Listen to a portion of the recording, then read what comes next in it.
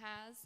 And I'm excited that each of our panelists have a really unique experience regarding Playa restoration and research. So I'm going to start by introducing everyone, and then we'll kind of move into the importance of Playas, the restoration program, and some success stories. So first we have Heather Johnson. She's with Texas Parks and Wildlife. She's also the project coordinator of the Texas Playa Conservation Initiative. She's a dedicated waterfowl biologist and has devoted her career to the conservation and study of waterfowl and wetlands across the United States. But most recently, she's done a lot of work in the South Plains. Heather, do you want to tell us more about what you're going to share with us today and kind of what your perspective is on the panel? Sure. So I'm going to kind of approach things more from the wildlife point of view, and then Mike's going to kind of talk more technical about playas. But we work on rehabilitating playas in the region, and as well as work on partnerships with like the Panhandle Groundwater Conservation District, as well as producers and municipalities. Thank you, Heather. So next we have Mike Carter, who is a coordinator for the Playa Lakes Joint Venture. Mike is continually looking at big picture solutions, whether that means working with landowners or keeping native grasses. So Mike and I have had really interesting conversations about the social sciences of why people do or don't do certain things, like why do people conserve, or what makes them want to conserve. So this is also, again, my shameless plug. In front of you, those QR codes, that's what that survey is about. It talks about water conservation, messaging, just talking like big picture things. What makes somebody want to conserve water? So he and I have had several conversations about that, but would you mind sharing with us kind of more about what your perspective is today? Yeah, I work for the Playa Lakes Joint Venture, which is basically a large partnership, and it's a staff of biologists, social scientists, GIS professionals, and communication folks. And then we work from northern Nebraska all the way down to the lower part of the Panhandle. And that area coincides perfectly with the Ogallala Aquifer. And so our charge is to work on wildlife conservation in that area. And then the way that we really go about that, and what I like to talk about, is just hooking the fortunes of people on the landscape to the status of the aquifer and wetlands. And kind of my favorite story about all of that is we're getting to the situation where producers are coming up to us, and they're our friends, and they're being concerned about, are we getting enough wildlife stuff out of this aquifer work? And we're like, no, we're getting a lot more playa work than we ever did by just talking about waterfowl, even though we're all, a couple of us are biologists up here. So it's been really rewarding work to get involved in the aquifer. So next we have David Bateman. David has a very interesting perspective on this panel because not only is he a private landowner who has taken part in this program, he is also the CEO of SitePro, which is a technology company that focuses on providing technology and services to help manage and control critical infrastructure for water and energy assets. So David, thank you so much for joining us today, but will you please tell us what we can expect to hear from you? Yeah, absolutely. Well, first of all, thanks for being here. And I think the ultimate theme of some of the stuff that you've seen today, overproducing, water use. I mean, over the next, 50, 100 years, it's going to be extremely important how we responsibly manage our water. And I think that, I'm trying to do that kind of in two folds. Through my role as CEO of SitePro, we're really focused on helping people better manage. We always say you can't manage what you can't measure, and you can't measure what you can't see. We have digital technology that helps operators of critical assets like, water and wastewater systems, municipalities, large-scale irrigation, and even energy companies better manage water. But, also I like to say that, we eat our own cooking, and, my wife and I married an old ranching family that has a ranch in the Rolling Plains, and so my wife and I started what we call Playa Lake Farm and Ranch family partnership back in 2016, and we've started acquiring properties that have playa lakes on them with kind of the mindset of balancing kind of agricultural production with with wildlife and water conservation. I always say, it seems like, the story of the plains is a lot of times one or the other in the extremities. And I think that there's a balanced approach, and, Heather and Mike would be kind of the practitioners of some of this balanced approach for, really balancing, producing income from your land, but also, conservation and having something, that will sustain future generations. Thank you. Mike, I'm going to start with you. Will you just kind of set the stage for us and tell us about the importance of playas to our region, and more importantly, to the Ogallala Aquifer? Yeah, I'm going to go a little bit deep on this first answer, just to do exactly that and make sure that the stage gets mostly set. And I was really happy to hear Wade talk about the aquifer and how it was formed. And I'll repeat some of that because I want to draw the connection between playas and the Ogallala Aquifer. But yes, the Rockies shot up, the material sloughed off, and we had a rocky basin that was filled with water. And that's the very first most important thing to remember about the aquifer, is that most people think of it, not anybody in this room, but most people think of it as a tank or a reservoir. And it's filled with rock. And that intervening space is where the water is. So really, only a small portion of the aquifer is actually water.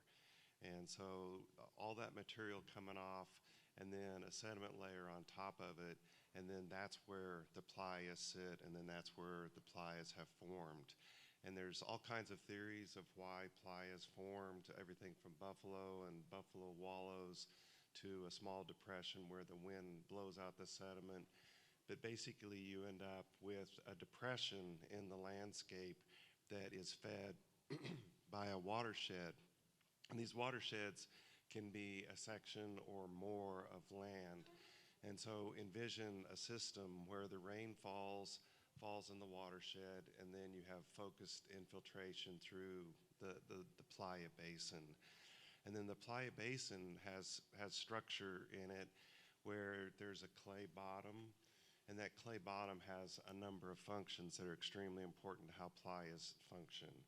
And before I even explain that, anytime you interrupt that clay basin, and you'll hear about this from Heather, such as digging a pit or puncturing it, you're basically turning the playa into an off situation.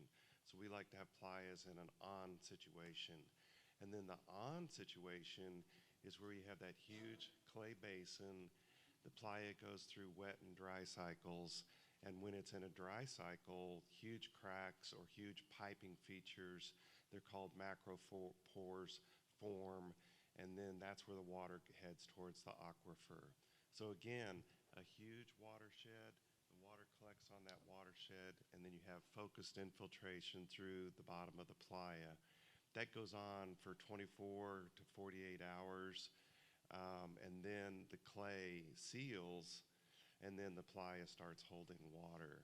And much like a bowl of water, if the water goes beyond the basin, then you get recharge around the edge of the playa. And so that's kind of the dynamics of the whole thing there. The last thing is just describing what a healthy playa looks like, and we'll talk about that a little bit more.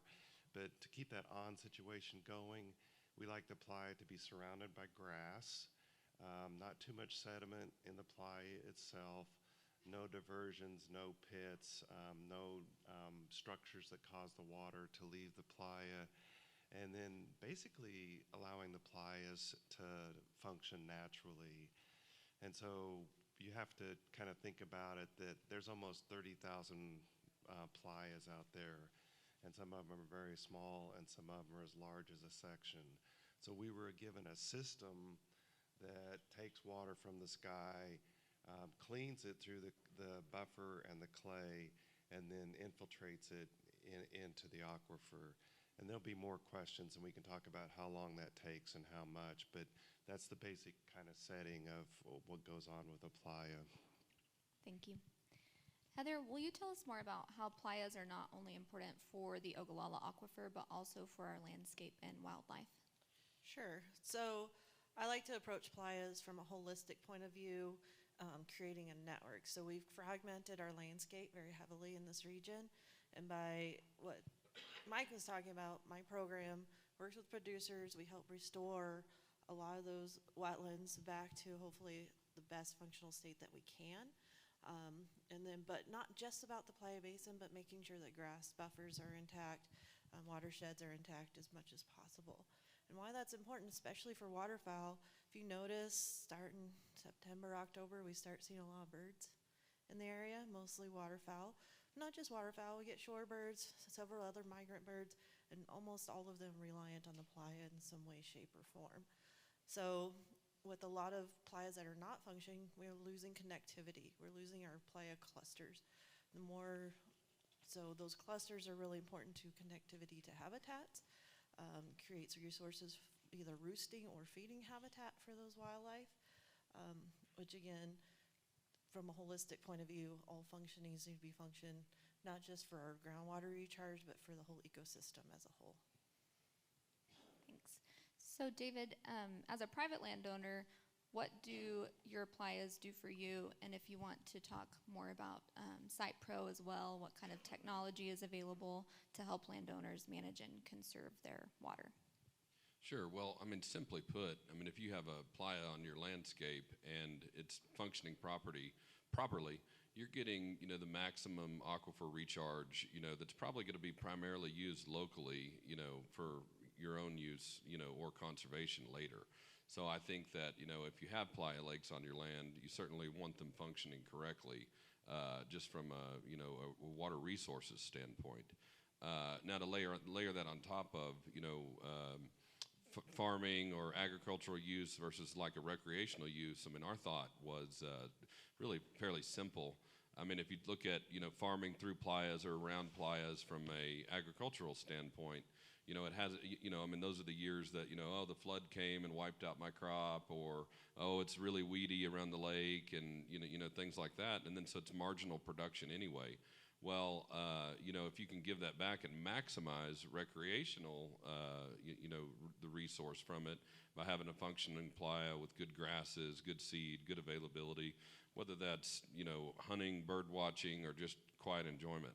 I think that there's a big case for that. So, I mean, it's, natural resource management of it. And I think, Heather brings up a good point. I mean, there's a lot, this area was primarily put into production throughout most of the plains. And, I think that, having areas that are held back for wildlife and, water conservation, seem to make a lot of sense. In my role at Site Pro, we, basically we install technology systems on wells, facilities, things like that. So we see, real-time monitoring and control of things like drawdown and recovery, and some of the stuff from the earlier presentation where you can see that actually happening like right now on an app in your phone. And, I will say doing that, cities that are reliant on groundwater, we've certainly seen, less drawdown, faster recovery, and ultimately more production from the wells that are, around the playas. Thank you. Now we're going to move into kind of talking more about the program, the Texas Playa Conservation Initiative. So Heather, will you share with us just the goal of the program and kind of how people can participate? Sure. The goal of the program is obviously, number one, I think build awareness to the community. I spend a lot of my time at these events. I work with Ogallala Commons. I present at least once a month. I work with universities, etc. But number two, awareness is number one. Number two is putting rehabilitation back on the landscape. Now, granted, we are dealing with a very small, minute amount of money. So we do it in small pieces, but building that awareness, working with partners, other organizations that maybe have deeper pockets than we do, to start pushing rehabilitation of our playas, our wetlands, taking care of them, restoring them, and expanding that beyond our smaller program of the Texas Playa Conservation Initiative. Given that, I mean, with a very small amount of money, we've spent now $1 million in the last 15 years, most of that in the last 3.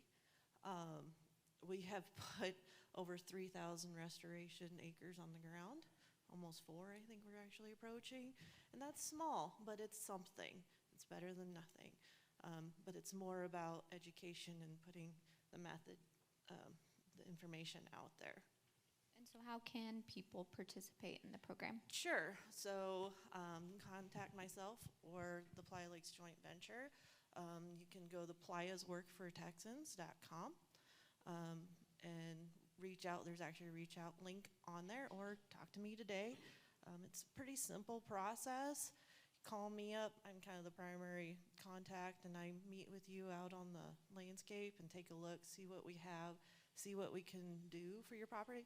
Can't always do the projects, but we do our best to take on what we can. And then also provide an education at the same time. It's really simple. I provide the contractor. We actually pay a small incentive payment for the Playa footprint itself, and we also provide the entire cost of the restoration for the landowner. Thank you. David, will you tell us kind of what drove you to participate in that program with Heather? Yeah, I mean, I think, several fold there. Number one, I think, part of the thing that my wife and I try to do with Playa Lake Farm and Ranch is to set an example for other landowners to follow on, what to do. And sometimes that means participating in programs like this. Sometimes it doesn't. But what I would say with this is most of the pitted playas, were used for row water irrigation runoff and repumping the water. And nobody irrigates like that anymore. So to put one back, you're not really giving up anything. Some people make the argument, oh, well, we fill that up for our cows. Well, I mean, a more functioning playa with clean water would probably be better for your cows, and you can pump groundwater into tubs and things like that and get it, an alternative method. So, it just seemed like a win-win to me whenever the program, and I was around whenever the program was they were just kind of getting it up and going. And, I wanted to be one of the early landowners that worked with it and, kind of showed my support for conservation and ultimately what was going on with it and kind of the bigger picture with playas overall. Thank you. Mike, what do you think makes this program so successful, and why would a landowner or maybe even a municipality consider participating? Yeah, well, I think part of it is the word is getting out about playas. So people are calling us and looking at their playa and saying, how can I improve this? And recall that I was talking about the pit in a playa, and this program is really adept at filling pits. But once you fill that pit, you go from an off situation for recharge to an on situation. So when that pit gets filled, then the water is able to spread out over the playa, and then that's how you get the recharge. So I think most people are tracking that and getting the point of the program. But then the way the program is managed, it's essentially cost-free. There's the incentive, the work to do, the pit filling is completed by Heather or contractors, or the landowner themselves can do the work. So we're very, very flexible. The incentive and the idea is just to get the playa back up and functioning. So there, in my mind, in playa conservation, that there is no more efficient way to increase recharge on your place than to fill those pits. And so it's super easy to do. Lots of time the spoil pile is sitting right there. It's a matter of just pushing it back in the right order and tamping it down, and then the water starts spreading out over the playa. So I think it's just a great program for people to just get a turnkey solution to restoring their playas.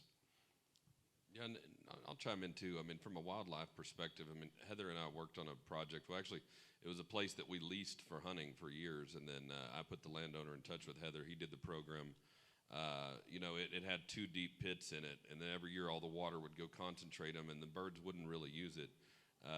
They would. I mean, there would be some ducks and some minor use of it, but, this year was the first year that we saw it flooded without, the pits in it. And, at one time, I think I saw 15,000 geese on it, and they had never been there before. Yeah, quite. It's almost, I'd say it's like an overnight transformation. It's one of the easiest and most inexpensive solutions for helping our aquifer, but also helping wildlife at the same time. Great. So we kind of already talked about how landowners can get in touch with you, Heather, but Do you want to talk a little bit about the Playa Lakes Estimator tool, where landowners can actually go online and see if if we think that they have a functioning or non-functioning playa? Sure, it's www.playaestimators, there's an S at the end, .com, and it's a really cool tool that the Playa Lakes Joint Venture has designed. So, we use remote sensing systems that's been able to scan our playas via satellite imagery and puts an estimate of whether your playa is functioning or not. If it's functioning, it will tell you on average an annual recharge for your playa. If it's not functioning, it's going to say 0. But you can do some simple math. A 4-acre functioning playa, 4-acre playa does an acre-foot of water recharge on an annual basis.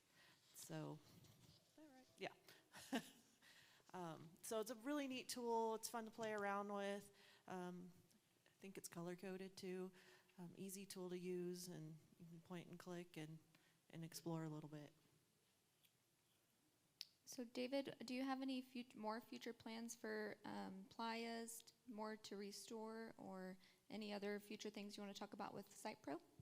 Yeah, absolutely. I mean, at the end of the day, I think it just comes down to trying to make a difference for the region and leading by example. And so, we have a lot of farms that have playas on them, and there's kind of an ongoing phase of what phase they're in. For instance, so I'll tell you an example of that. One of the first ones I bought was kind of a junky farm. It was row watered. It had an old car and junk all over it, and they would spread their water out as far as they could row watering.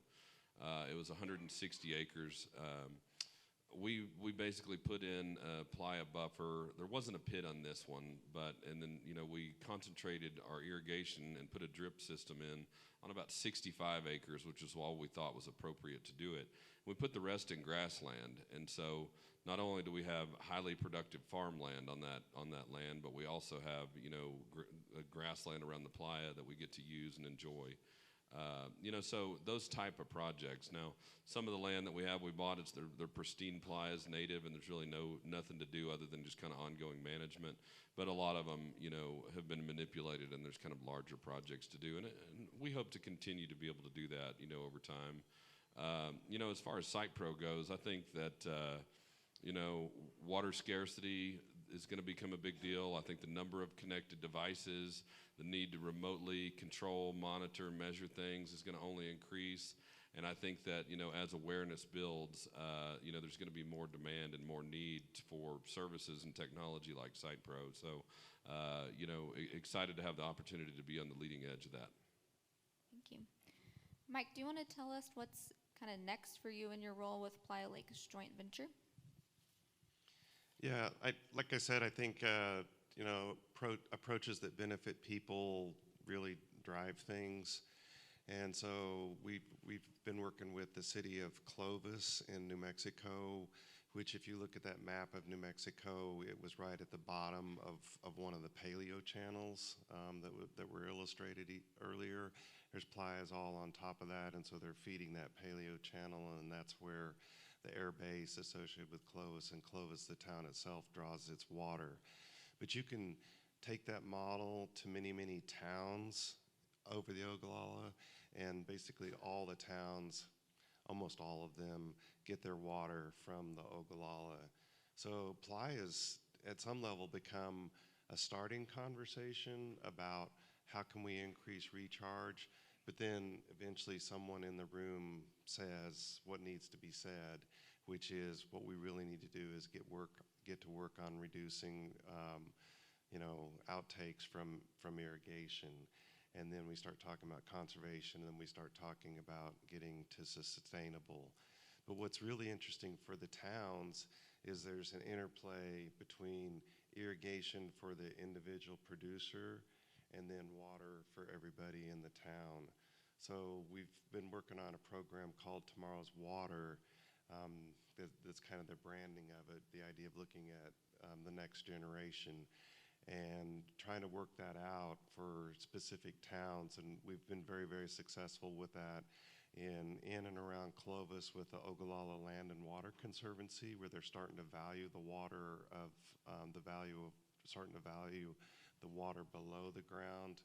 and then the small towns in western Kansas looking at increasing playa function and recharge, but then reducing use on the wells that are immediately around those towns, or even the wells that are close to the town's wells for pumping water for the town. So, I mean, if you looked at any of the data, only 2% of the aquifer, some 2, 3, 5% of the aquifer is used for municipalities. So we can make a sustainable situation for municipalities using this program, and that's really what's next, and really what we hope catches on. And as far as the Panhandle goes with site program, we've talked to quite a bit of communities around, the region, and some of the bigger cities, Lubbock, Amarillo, and stuff, have done extensive, water planning and things like that. And there's a lot of them that have done their own version of that, and depending on what forecasted demand for development and increased population is. But I would say largely it's been a back burner conversation. Even though it's a conceptual, we need to do something about this. What are the tools? How do we actually do something? And Heather, you and I have looked at several of the communities up here in the Panhandle. Several of them could benefit, the smaller municipalities could benefit from your program, correct? Absolutely. First task would obviously be to restore playas adjacent to the municipalities, but also partnering with hopefully adjacent landowners of talking about either selling water rights to the city or reducing their water use to protect the community. So, it's a partnership that has to work between our municipalities as well as neighboring producers. And that's critical for the survival of our small towns and our groundwater. Great. Mike, I'm going to jump to you. Can you tell us what are some common misconceptions surrounding Playa Lakes? I've heard so many. I think that everybody in here, probably because there's so many producers in the room, we're all very practical minded. So the first question is, do playas even recharge at all? And the number one piece of evidence, in addition to looking at tritium and chloride molecule migration through the bottom of the playa, is they're not saline. So if they weren't recharging, they would be saline, because all the minerals coming off the fields would concentrate there, and they would end up looking like an alkali flat. So that's the number one thing right there, just from a very practical standpoint. Lots of water, lots of minerals go into a playa, and the water is going somewhere. I think the other one is that I would have to say that we've really been given a really nice natural resource. 80,000 playas, all recharging. But we kind of take a human approach to that, which is how can we make that system better? And to me, that's a misconception that we can make a system that functions extremely well already to recharge and make better water quality. Any of the ideas of so-called punching holes in playas, there's great risk with that as far as affecting the quality of the water in the aquifer. So we've got a great naturally functioning system that basically we need to just maintain it and restore it and let it do what it was put on the earth to do. Yeah, and so Wade even mentioned recharge earlier. So Mike, do you think, or what research have you seen, does the recharge from the playas really make a big difference for the Ogallala?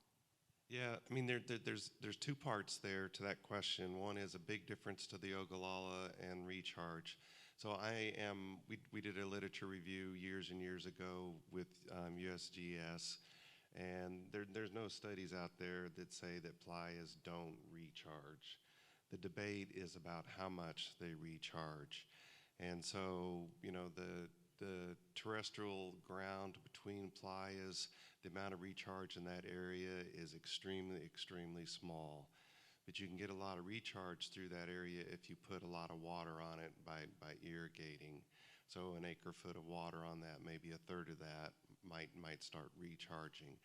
Playas recharge 100 to 1,000 times more than the intervening areas. And so Heather's already said this, but we say 3 inches is the average. And so you can do the math at 3 inches on a 4-acre playa is an acre foot of water on average across the Great Plains, in a normal climatic cycle. And then you add that up across all the playas, and then that's the amount of recharge that there is. So the second part is how much, and David's referenced this a little bit, but local effects of playas, and remember that I said that the aquifer was 85% rock. 3 inches of playa water going down, there tends to be a mounding of the aquifer on the kind of unsaturated part of the aquifer before it makes its way into the aquifer. So any producer that is on a playa, has a well near all that water is mounding up as it gets to the aquifer. I do have to say that, region-wide, the amount of recharge is, that much.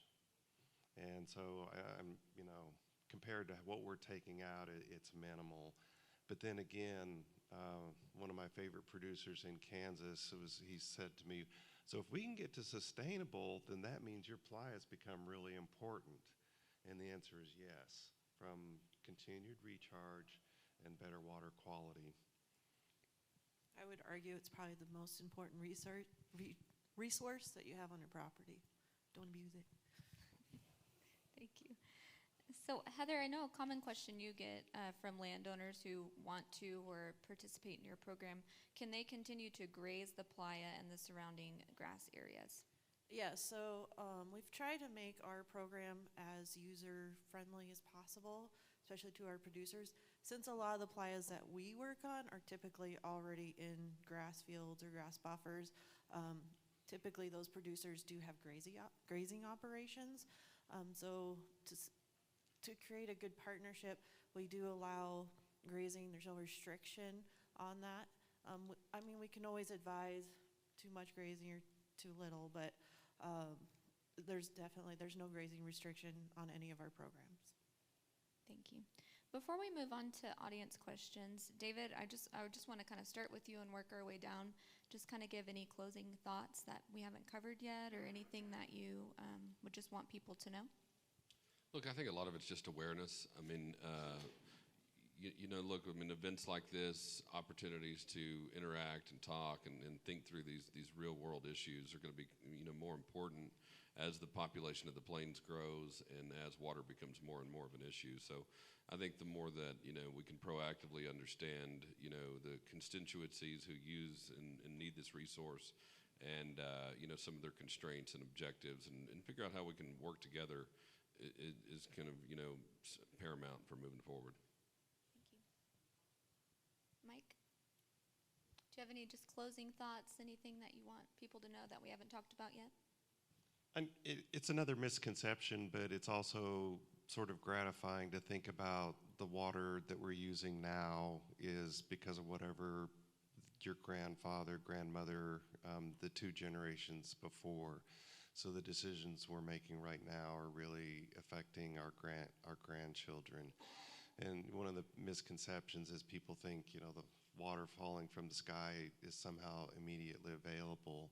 But this whole recharge system kind of takes 10 to 120 years, maybe an average of 60 to 80 years.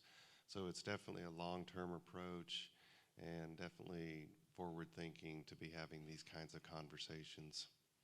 Thank you. Heather? I'm good. You're good. Okay. Are there any questions from the audience? Any landowners out there that are thinking about participating in this program? Do you have any questions? None? Come on, give us a challenge. We have plenty of time. Oh, go ahead. One in the back. Perfect. Do you all want to come up and use the freestanding mics? Sorry, they're off to the side now. Sorry. I know.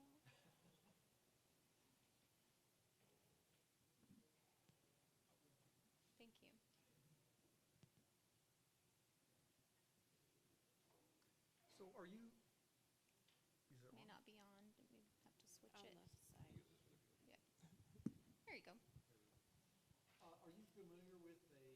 study that was done. It was either by the Bureau of Reclamation or the Corps of Engineers in this area, but they studied a Playa Lake back in the 50s, I think. And I actually read the report, and they determined in that report that a Playa Lake had little to no recharge.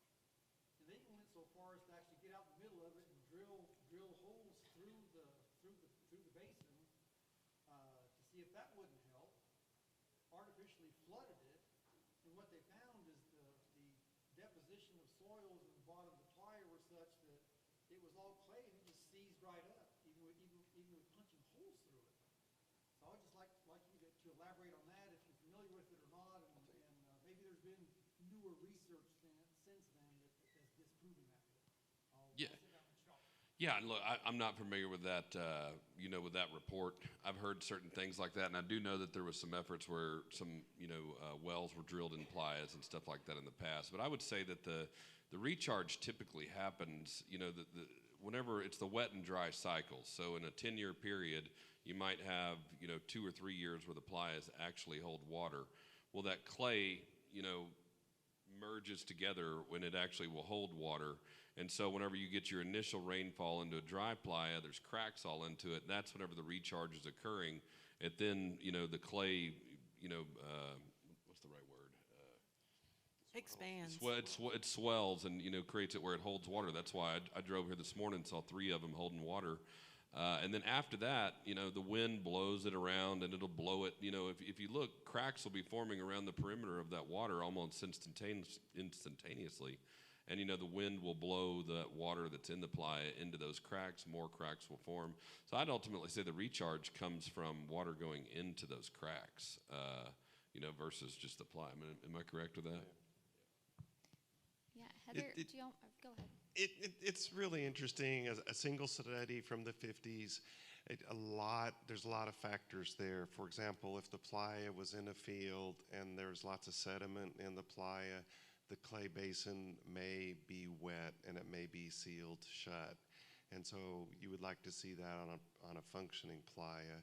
And then, going to stories, I've had people back a water truck up into a playa, turn the spigot on, and just watch 10,000 gallons of water go down, a macro pour, and just endless. Just the water is just going somewhere. And then colleagues in Nebraska, a lot of it is the amount of water when you do those kind of studies. So they got a water right from a local canal company and diverted that water into a playa. And from that study, and I can send it to anybody that wants to see it, the recharge amounts from that study on a single playa was 100 to 1,000 times more than any of the numbers that I'm talking about.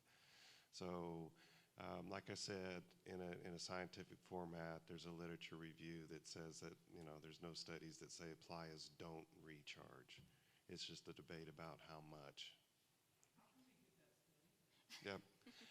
It's on our website.